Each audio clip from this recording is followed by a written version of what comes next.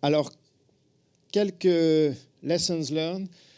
Le premier, c'est stakeholder engagement. Donc, engager nos clients, nos utilisateurs.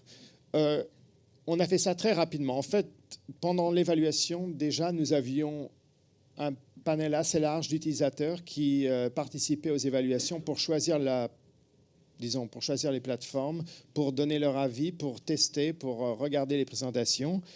Et nous voulions les engager, nous voulions qu'ils soient motivés par la nouvelle solution. Nous voulions aussi être sûrs que ce que nous allions, développer serait en phase avec leurs attentes et avec leurs besoins. Nous voulions aussi être agiles parce que nous savions que ce que nous allions entendre de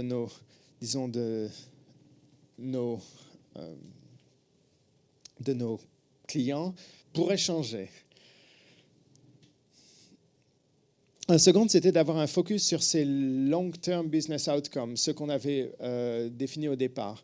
On avait quand même certaines priorités. On voulait être sûr qu'on aurait un système qui aurait une collaboration avec, par exemple, les collaborateurs externes. On voulait être sûr que ce soit un système avec lequel on puisse créer des intégrations avec nos lignes de fabrication à la fois internes et externes. On voulait être sûr, par exemple, qu'on ait un système qui soit évolutif ou un système qui inclut le digital thread.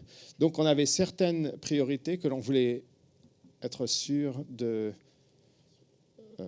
d'assurer dans le long terme. On a aussi remarqué que parce qu'on est agile, ce n'est pas pour ça que l'on ne doit pas documenter et écrire ce qu'on a décidé. On a à la fois voulu être agile et rapide, mais on a quand même écrit, tous les requirements, on a tout gardé aussi. Enfin, on a voulu être sûr de garder nos décisions, de les documenter, d'être sûr de pouvoir revenir dessus, de pouvoir les relire, de pouvoir les comprendre. Et surtout, c'était important car on avait une collaboration multi-site. On avait à la fois des personnes qui développaient en Europe, des personnes qui développaient en Inde, des personnes qui développaient chez Arras, des personnes qui développaient chez Microsoft, d'autres systèmes intégrateurs. Il fallait donc qu'on documente de façon complète ce qu'on allait faire, mais être prêt à changer en même temps. Nous voulions aussi réutiliser les standards. L'idée, c'était à la fois de ne pas refaire ce qui existe déjà, mais aussi d'être plus rapide et parfois de donner de nouvelles idées. Parce que souvent, ce que nous avions comme requirement, c'était plutôt ce qu'on avait déjà fait avant ou ce qu'on avait déjà vu avant ou ce que l'on pensait qu'il fallait faire. On voulait des idées fraîches. Et on a eu beaucoup, justement par l'intermédiaire de standards dans soit d'autres plateformes, soit d'autres systèmes, soit des standards internationaux ou par exemple des propositions de nos consultants, Arras ou d'autres systèmes intégrateurs. Ensuite, nous voulions garder cette méthode agile et nous voulions être sûrs qu'elle continue. Et elle continue de nos jours. Par exemple, je ne dors quasiment plus parce que nous avons toutes les 2 semaines à la fin, nous finissons un sprint. Toutes les 4 semaines, nous allons, avec une nouvelle release, nous allons en production.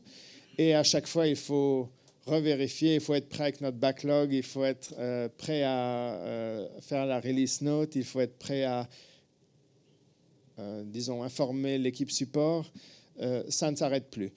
En fait, on est parfois plus rapide que nos utilisateurs. C'est-à-dire qu'on développe et on met en production des nouvelles capacités qu'ils ne sont pas prêts à utiliser. Parfois, c'est eux qui nous demandent d'être plus lents, ils n'en ont pas encore besoin, ou ils ne sont pas prêts à mettre cette intégration en route. Et on a vu que souvent, on n'était plus le bottleneck. Enfin, c'est les données qui sont dans le système. Pas seulement les procédés, pas seulement le système lui-même, mais aussi toutes les données. Elles ont une énorme valeur. Et on s'est aperçu, par exemple, qu'avec Arras, c'est la manière de gérer les bases de données, SQL Server, les données sont assez clairement stockées et nous permettent une intégration très facile, par exemple, avec Power BI. Et on a pu produire des dashboards et des rapports qu'on n'avait jamais pu faire avant. Et on a découvert des catastrophes, des duplicates, des problèmes dans des choses qui étaient released at the top, mais pas released du tout at the bottom. On a découvert qu'on n'utilisait pas qu'on n'utilisait pas les suppliers qui étaient préférés. Et tout ça grâce justement à l'analyse de nos données. Et c'est très difficile dans le système lui-même ou quand on voit qu'un seul niveau. Mais dès qu'on peut avoir ces données dans, par exemple, Power BI ou dans d'autres systèmes de business intelligence, on est capable de... Enfin, on découvre plein de choses. Et ça, nos utilisateurs sont très, très contents. En fait, ils sont contents et ils veulent maintenant utiliser le système parce qu'ils savent que s'ils rentrent les données dans notre système PLM, il y aura des intégrations, ils pourront voir les résultats, ils n'auront pas besoin de refaire le même travail dans d'autres systèmes. S'ils suivent le process, ou par exemple notre Engineering Change Management Process, ils seront sûrs que les usines auront automatiquement les informations, alors qu'avant, il y avait parfois, c'était parfois quasiment plus rapide de ne pas suivre le système, de ne pas documenter dans le système PDM. C'était plus simple d'envoyer un email. Mais maintenant, ils se sont aperçus qu'en fait, finalement, l'investissement avait un retour et c'était intéressant de passer du temps, quelques secondes, à créer la part ou de mettre à jour la nomenclature dans le système ARAS plutôt que de juste envoyer un mail.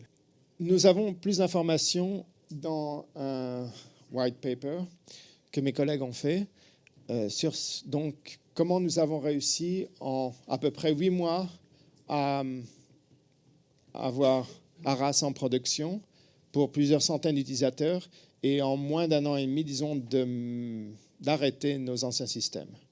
Et aujourd'hui, nous avons plus de 3000 utilisateurs. Nous avons des intégrations avec nos systèmes ERP, avec nos systèmes CAD, nos systèmes ICAD, notre système, par exemple, d'Environmental Compliance. Nous avons intégration, évidemment, avec Office. Nous avons intégration avec Power BI. Nous avons, comme je l'ai dit, une interface que nous avons fabriquée nous-mêmes pour nos utilisateurs externes. Nous utilisons par exemple External Access, je ne me souviens plus du nom pour ARAS, mais de nouvelles solutions pour contrôler l'accès de nos collaborateurs externes à nos données dans ARAS. Nous avons de multiples fonctionnalités pour éditer par exemple des centaines d'articles en même temps et changer leurs propriétés, ou par exemple éditer des centaines de structures en même temps et les modifier, les ajouter des parts, en enlever. Beaucoup de choses que nous n'avions pas avant. Et nous n'avons pas cassé ARAS parce qu'à peu près 1 an plus tard, nous avons fait notre premier upgrade.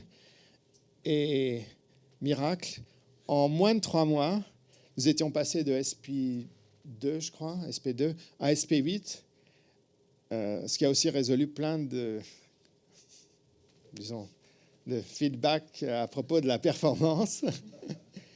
Et je pense que dans quelques mois, on va à nouveau planifier notre prochain upgrade, puisque maintenant, on est devenu un petit peu addicted. Voilà.